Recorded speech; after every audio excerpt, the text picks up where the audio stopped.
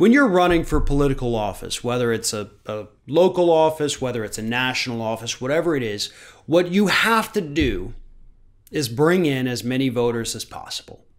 And I know that's oversimplifying the issue, but really at the end of the day, that's what it boils down to.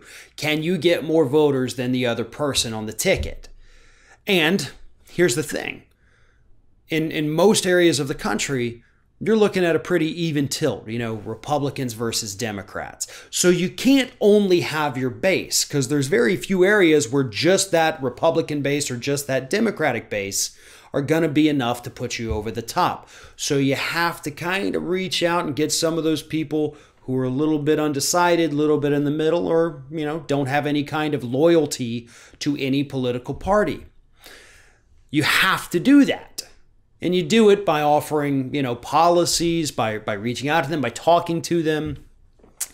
And that's why Republican strategists right now are a little panicked, because they're looking at what Donald Trump is doing for his reelection and realizing that he is not doing a single thing to reach beyond the Republican base.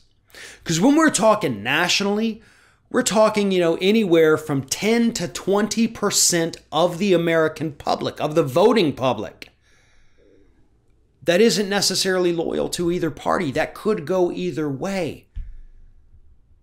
And that absolutely can and will sway an election. But Trump, according to these Republican strategists, he's not reaching out to them. Instead, what he's doing with his Twitter tantrums, his bizarre coronavirus press briefings where he goes on tangents about nobody liking him and then he storms out of the room, sending U.S. troops into American cities, that is not resonating very well with the voters whatsoever. Strategists are confused because literally the only thing the man needs to do is expand the Republican base by bringing in those independent voters.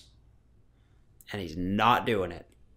Instead, he's doubling down on the things that he thinks are going to solidify the Republican base. And that's all well and good. It's actually not doing it according to the polls. They don't like what you're doing either, but they're going to vote for you regardless because that's your base. That's why it's a base, because no matter what you do, those loyalists are going to vote for you. Same thing within the Democratic Party.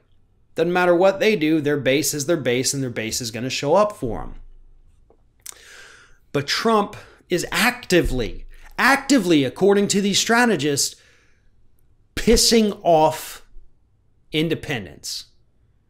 Like, not just that he's not reaching out to them, he's pissing them off with his actions, with his Twitter feed, with his utter insanity.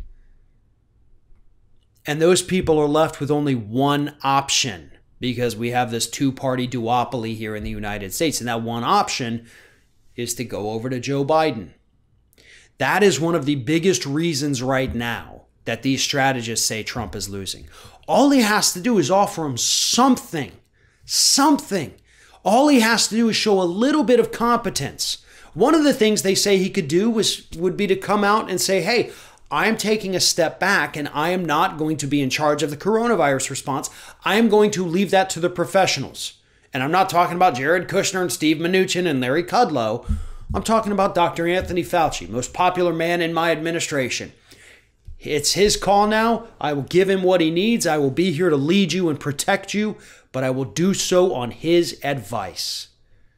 That is the number one thing Trump could do right now to get the public back on his side, get those independent voters to come over to him.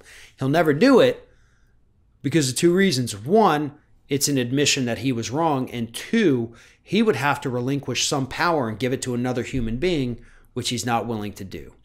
And as long as Donald Trump remains unwilling to ever admit that he made a mistake or unwilling to let anybody else take control of something they know more about, he is going to continue to destroy his own campaign.